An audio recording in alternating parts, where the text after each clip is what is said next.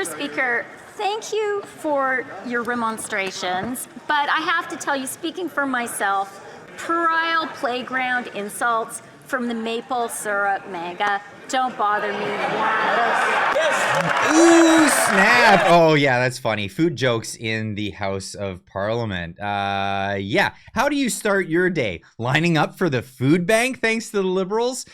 Perhaps it's time we try some of that maple syrup MAGA. Have you asked yourself recently, how can I get the government just a little bit more in my life? Well, hey, guess what? The Liberal government has been obliging that question by inserting themselves into your lives and into your food supply. That's right. And who for? None other than for our friends that we know from the time of the pandemic. That's right. The World Health Organization. They are concerned about what you might be eating. And you know what? They said, I think we need to insert ourselves and get into your business when it comes to this. Now, this is, of course, the WHO General Director. Let's hear what he had to say. Our food systems are harming the health of people and planet. Oh. Food systems contribute to over 30% of greenhouse gas emissions and account for almost 1/3 of the global burden of disease. Transforming food systems is therefore essential by shifting towards healthier, diversified, and more plant-based diets. Oh.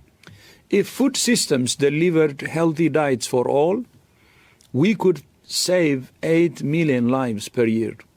WHO is committed to supporting countries to develop and implement policies to improve diets and fight climate change. I'm therefore very pleased that over 130 countries have signed the COP28 UAE Declaration on Climate and Health. Together, we can protect and promote the health of both people and planet. That's right. The government wants to help your health, and in doing that, help the environment. What does this have to do with anything? Well, our government is getting right in there. Bill C-293. Most people haven't even heard of this. It's crazy, but it passed in the House of Commons. It is through, and it's in the Senate now. This bill encompasses the thought policing, which if it didn't already scare the crap out of you that it existed, well, it's freaking real. Trudeau will prorogue now, I'm sure, well, as soon as this passes. Remember, who wants more communism control and who didn't? Let's look at the voting list when it comes to passing the passage of this bill. That's right. It was right down party lines. Liberals, 100% yes. NDP, 100% yes. The Greens, all two of them, yes. And when it comes to the independents, it was the left-leaning ones, yes. The right-leaning one, no. And then the Conservatives and Bloc Québécois both saying no to this bill. Now, this is passed in the House of Commons. This is now sitting in the Senate. Yesterday was its second reading. Why are we not even hearing about this? Well, because nobody's talking about it. The news media does not want to talk about it at all. But hey, this is why we rely on independent media. And well, it's all over social media. You just got to look for it. Here's here's Karla Treadway talking about it right here. Oh, hey, I'm Canadian. I wanted to tell you about some of the great work that our Liberal Party has been up to lately, including Bill C-293. Yeah. Bill C-293 is here to protect you, and we want to do things better this time in Canada. So let me tell you how we will be keeping you safe this time. Now, the first step is to make sure that we don't actually define what a pandemic is or what an emergency is so that we can protect you at any time. We realized that there was a surveillance problem. And even though last time we secretly tracked 33 million Canadians, this time we're going to do it better. Mm-hmm. We realized international borders were actually a problem. So this time we're going to cede all decision making to an unelected foreign body, aka the WHO. Now, in case we need to protect people, we actually put it in here that we can close businesses at any time and use them as shelters to protect all the people. Now, we determined that agriculture and eating food might be a health risk. So we put in here that at any time that we can slow or stop food production. Stop it. Wow. Now, you guys know fighting a pandemic costs lots of money.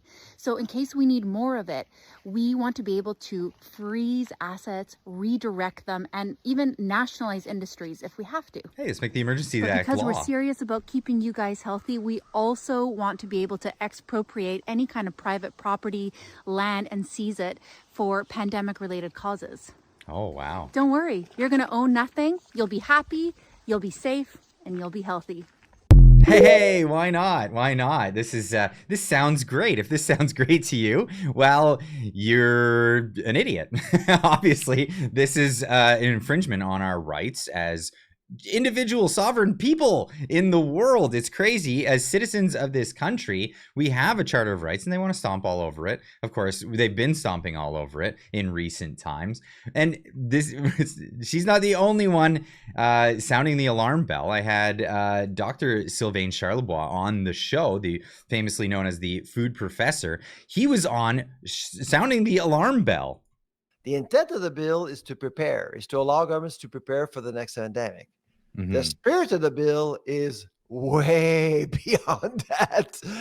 The scope is huge and vague. Oh my goodness. I was reading it. Oh my God. They can do anything with that bill. Anything.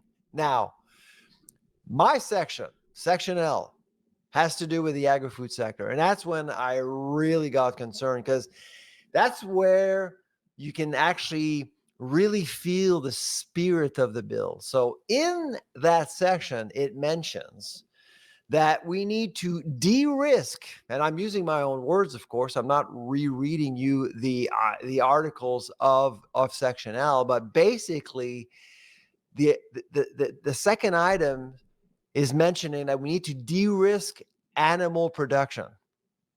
Okay? De-risk animal production. Item number 3, to promote alternative proteins. Now, I don't know about you, Clyde, but when I read that, I'm going, oh my goodness, are we giving authority to the government to shut down all slaughterhouses, all livestock farms, and focus more on vegetable protein? Is that what's going on right now? Or other proteins? And I mean, this is living up to the meme, you'll eat your bugs, No and criteria, you'll be in your pod, no and objectives, you'll be happy. no clarity in terms of what could trigger a shutdown or not. There's nothing, no details whatsoever. And so obviously this is egregious, and it's handing over way too much power to the government. I'll leave a link in the description for my chat with Dr. Sylvain Charlebois in the description down below. Go check it out. But people are sounding the warning here for immediate release. Bill C-293, Pandemic Preparedness and Prevention Act, is a Trojan horse. This bill grants vague and unlimited powers to restrict what Canadians eat. Crazy. Yeah. They were trying to restrict your travel. Now they want to restrict what you can eat, where and how they live, their freedom of movement. Without any evidence, these measures reduce pandemic risks. The bill uses pandemic preparedness as cover to deceptively implement World Health Organization amendments and UN Agenda 2030 global governance by unelected foreign non-government organizations, and tramples on the rights and freedoms of Canadians. A bill with such sweeping powers to restrict rights and freedoms requires public input before it reaches third reading in the Senate. Well, it's about to get there anyway. Nonetheless, the Senate is duty-bound to vote no on C-293.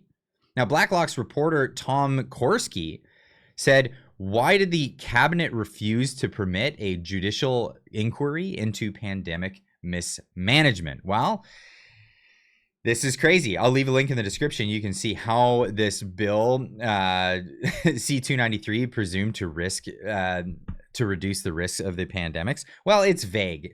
Spoiler, it is massively vague. And in Canada, are we already having trouble with our food system? Yes, we're already having trouble to feed ourselves. I don't think we need more help from the government. Recently, it was Ugly Potato Day, and an unprecedented amount of people showed up for this. I don't usually cry, but yesterday I did. And it wasn't because my stress levels were through the roof. It wasn't even because we had to call the police. It was because over 15,000 of you showed up yesterday to Ugly Potato Day to grab free produce. You didn't just show up, you waited in line for hours. Yesterday was one of the most heavily rained days of the year. I feel that this just shows how broken our country actually is. How long did you wait in line up for? About an hour and a half. An hour and a half in the pouring rain. Dude, you are a legend. You on. Family of 6, so here we go. I heard story after story about families not being able to afford produce, and it broke our heart. Overall, we are able to give out 250,000 pounds of vegetables, but I am truly sorry to the thousands of people that we turned away. Hopefully you at least got an apple for my dad in the tractor. We will do this event again, but we will have to think even bigger picture next time. This is just incredible. Now, of course, this shows just how charitable Canadians are for their fellow man.